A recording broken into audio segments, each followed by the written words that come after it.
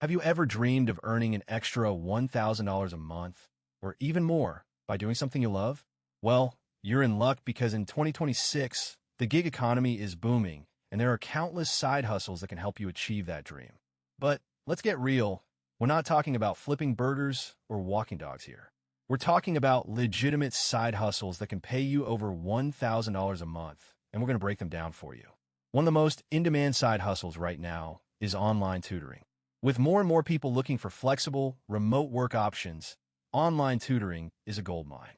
You can use platforms like Chegg or TutorMe to find clients and get paid up to $25 an hour. But here's the thing.